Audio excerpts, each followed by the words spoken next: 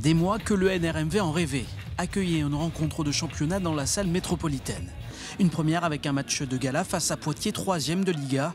Un défi pour des volleyeurs nantais qui peinent encore à lancer leur saison. Là aujourd'hui c'est plein de bénévoles qui travaillent, c'est des joueurs qui ont compris tous les efforts qu'ont fait ces gens-là.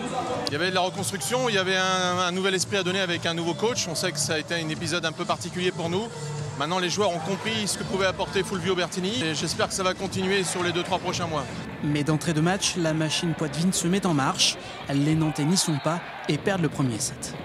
Mais les hommes de Fulvio Bertini ont de la ressource. Dans le second set, ils restent au coude à coude avec Poitiers avant de s'imposer sur le fil. Le troisième set est le tournant du match. Le NRM fait la course en tête et se procure une balle de 7. Mais l'expérience poitevine fait alors la différence. Le troisième set, on était là pour le prendre, mais le pointu il a vraiment fait des services incroyables. Et là, c'est un peu difficile à revenir après et avoir dépensé beaucoup d'énergie comme ça. La quatrième manche est une formalité pour Poitiers qui l'emporte 3-7-1. Forcément déçus, les volleyeurs nantais savent aussi qu'ils pourront s'appuyer sur ce match pour la suite du championnat. Maintenant, on sait qu'on est capable de battre tout le monde et on a besoin de points, donc il va falloir gagner. Là, on fait un très bon match ce soir, mais on ramène rien. Donc maintenant, il va falloir prendre des points, et en particulier contre les équipes qui sont à peu près au même niveau que nous au tableau. Prochaine étape le week-end prochain à Nice.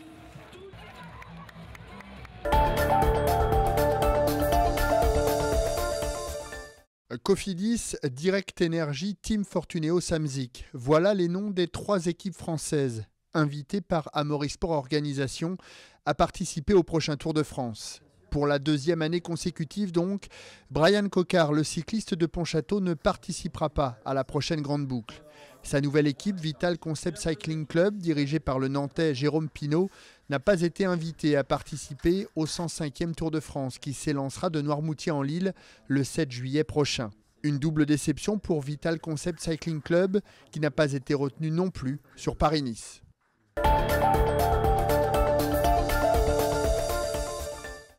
C'est à vélo que Jonathan propose d'embarquer les sapins de Noël et d'enlever par la même occasion une bonne épine du pied aux Nantais. Bonjour madame, c'est Vélo Joe. Je viens enlever votre sapin de Noël. Eh ben super, il est là, il nous attendait. Très bien. L'année dernière, notre sapin est resté, je crois, jusqu'au mois de février dans le jardin. Et puis, quand on l'a croisé et qu'il nous a dit qu'il faisait cette option où il pouvait nous débarrasser de notre sapin, on a trouvé que c'était merveilleux et que c'était une super idée. Pour 10 €, Jonathan se déplace à domicile dans Nantes et Rezé pour enlever ses chers conifères, car il est plus facile d'acheter un sapin que de s'en débarrasser. Emmener un sapin quand il est dans son filet, c'est assez simple, techniquement. Et puis, c'est l'esprit aussi des fêtes. On fait ça en famille, on va le chercher. Et puis, après coup, une fois qu'il est bien ouvert, c'est le cas de certains clients, une fois qu'ils l'ont ouvert, ils sont surpris de l'ampleur qu'il peut avoir, de la taille, de l'ampleur. Puis quand il commence à perdre ses épines, ça devient vraiment l'enfer pour les habitants. Une fois ramassé, le sapin est emmené dans une déchetterie ou dans un éco-point. Une bonne idée qui est venue à Jonathan l'année dernière lors de la création de son entreprise Vélo Joe. Lorsque j'ai fait mes premiers tours de vélo avec ma remorque dans le centre-ville de Nantes, donc ça, j'ai pu constater en fait des tas de sapins sur les trottoirs et dans les rues nantaises. Et je me suis demandé pourquoi il y avait autant de sapins, qui étaient abandonnés, en tout cas laissés sur les trottoirs. Et en cherchant, je me suis rendu compte qu'il n'y avait pas grand-chose en fait, pour recycler ou pour traiter ces fameux sapins. Il existe quand même d'autres solutions. Vous pouvez toujours emmener votre sapin dans la déchetterie la plus proche ou dans un des 11 points de collecte mis en place par la ville de Nantes à partir du 13 janvier. À savoir que vous pouvez encourir une amende de 68 € si vous avez la mauvaise idée de l'abandonner sur la voie publique.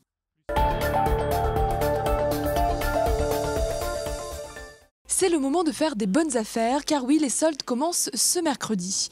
Et même si Noël a vidé une partie du compte en banque, il reste quand même toujours quelques euros à dépenser.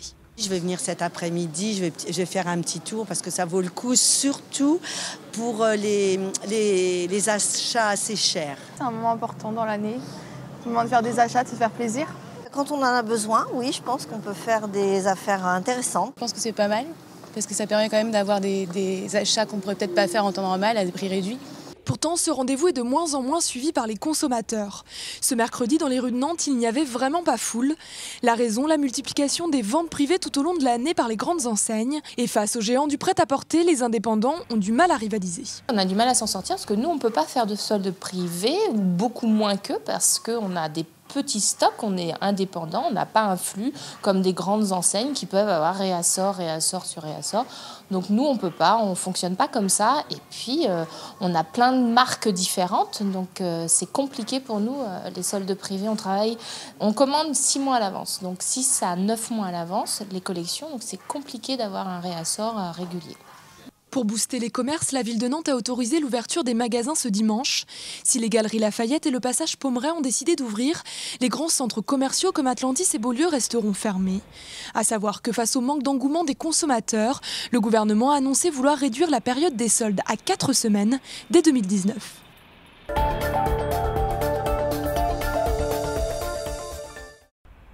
À 2 pas de la basilique Saint-Donatien, le site de l'ex-caserne Mélinette. Un peu en retrait à gauche, la future maison du projet, construit en 1913 et grand de 500 mètres carrés. Cet ancien bâtiment de commandement va se transformer en lieu d'accueil. Pour ce faire, un appel à projet a été lancé par Nantes Métropole Aménagement. Ce qu'on recherche, c'est créer un lieu d'échange, un lieu de convivialité qui accompagne les transformations urbaines du quartier Mélinette. C'est-à-dire que là, on est sur un projet qui fait à peu près 1700 logements, entre maintenant et 2029. Le bâtiment derrière a été sélectionné pour son côté patrimonial, bien sûr, pour accueillir ce premier lieu convivial qui fédère. Et ça va être un peu, si vous voulez, pour nous, le ciment du projet. 25 associations nantaises ont montré leur intérêt pour intégrer le lieu. Dans le cahier des charges, proposer des services du quotidien et de la restauration légère pour les habitants du quartier. Mais il y a quelques idées en plus. Inviter des artistes plasticiens à venir avoir un temps de création, peut-être qui leur est propre, mais qu'il y ait des temps de rencontre. L'idée est d'ouvrir un tiers-lieu, donc un lieu ouvert où il s'y passe beaucoup d'événements, qui soit vraiment ancré sur son territoire et dans le quartier, donc ça correspondrait bien au projet de la caserne Mélinette. Et il y aurait une partie coworking qui permettrait aussi d'accueillir du monde au quotidien. La maison du projet ouvrira ses portes l'été prochain, 1 an avant les premiers habitants du nouveau quartier Mélinette.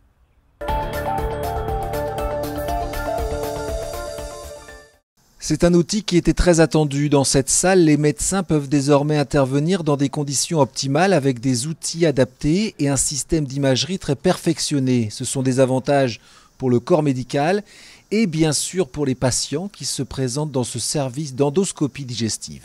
Le délai moyen avant pour des prises en charge en dehors d'urgence, qu'on assurait quand même, était de l'ordre de 2 à 3 mois, alors que maintenant les délais sont déjà diminués au moins de moitié, de l'ordre d'1 mois, et on a des plages d'urgence qui sont beaucoup plus nombreuses que ce qu'on pouvait avoir auparavant. Ce nouveau plateau technique dispose de 3 salles pour le service d'endoscopie et 3 autres salles pour la radiologie. Les médecins peuvent y travailler comme dans un bloc opératoire en présence d'anesthésistes et avec des thérapies mini-invasives, des traitements qui se font à travers la peau. Qui dit mini-invasif, dit effet secondaire moindre, des temps d'hospitalisation plus courts, enfin c'est dans l'air du temps.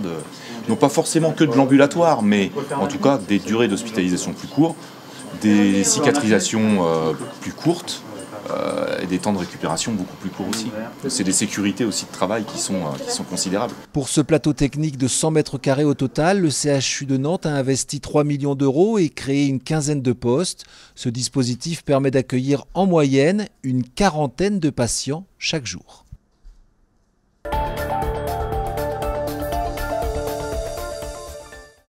L'aventure aura duré 1 an. Le vestiaire nantais cesse de paraître. Le mensuel sur le sport à Nantes estime ne pas pouvoir continuer son pari d'une presse gratuite de qualité. Le vestiaire nantais avait sorti 8 numéros depuis sa création en janvier 2017.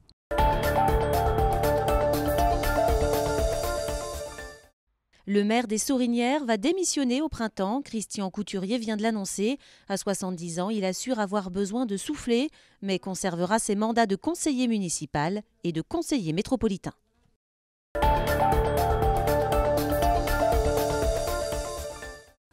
Rapidité, placement des tirs, agilité, le tout entraîné par des joueurs professionnels, c'est ce qu'on appelle du sur-mesure. Entre excitation et apprentissage, Lohan, Carlos et Doha sont emballés. Moi j'aimerais bien devenir handballeuse professionnelle, c'est cool. J'avais déjà été voir un match mais sinon je ne les connaissais pas plus que ça. On peut apprendre à les connaître et apprendre à leurs points forts. C'est un peu cool parce qu'on n'a pas l'occasion de les voir tous les jours. J'ai appris à tirer bien, à bien marquer dans les buts. Les joueurs du H se sont amusés tout autant que les plus petits en jouant aux entraîneurs. Sourire aux lèvres et taquins, ils ont conseillé les enfants tout en partageant leur expérience et leur passion. On joue un peu avec eux et puis c'est l'occasion pour eux qui nous voient souvent, qui nous voient de loin ou alors à la télé, de nous voir au plus près et puis d'échanger avec eux et de passer des bons moments. Ça c'est bon pour eux comme pour nous. Ces entraînements sont l'occasion de faire découvrir le haut niveau à des jeunes qui n'ont pas l'occasion d'en voir tous les jours et de rappeler également aux professionnels qu'ils ont commencé comme eux. C'est aussi un moyen de se rapprocher de ces clubs et puis de repartir un petit peu de ce qu'ils ont été, c'est-à-dire de jeunes joueurs dans des clubs aussi amateurs avant d'être des grands champions. Les sourires sur les visages et l'entrain des plus petits lors du match de clôture signent une journée réussie. Ces entraînements délocalisés continueront tout le reste de l'année avec les autres équipes de haut niveau du département, au rugby, volleyball ainsi qu'au basket.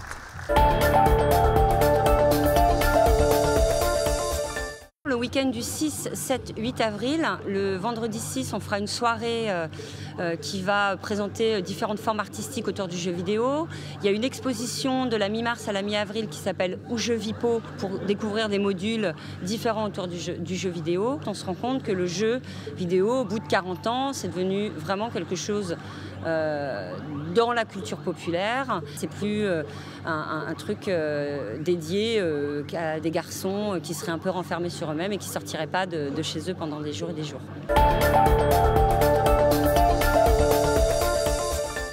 Malade, Claudio Ranieri ne sera pas resté longtemps au traditionnel point presse d'avant-match, juste le temps de délivrer une formule dont il a le secret. J'aime quand vous dites l'organisation dans les bus. Parce que je veux que beaucoup d'équipes prennent les trains, les bus et la montagne et avant les buts. Donc, l'organisation, j'espère qu'on a une bonne organisation pour faire notre match. Comme les Canaries avaient essayé de le faire en novembre dernier lors du match aller face au Paris Saint-Germain. Des bonnes intentions qui n'avaient pas été récompensées avec une large défaite 4-1. Mais depuis, le PSG n'est plus invincible en championnat, ce qui donne des idées aux Canaries. On est 5e, ils sont premiers.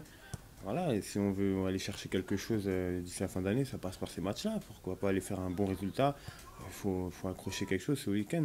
Dimanche soir, je leur ai dit que moi j'y croyais et je pense que tout le monde y croit. On veut aller chercher quelque chose. Si on veut rester au haut du tableau, il faut faire quelque chose impérativement dimanche soir. Et avec un stade de la Beaujoire à guichet fermé pour la première fois de la saison, Ranieri et ses hommes comptent bien jouer un mauvais tour aux stars parisiennes.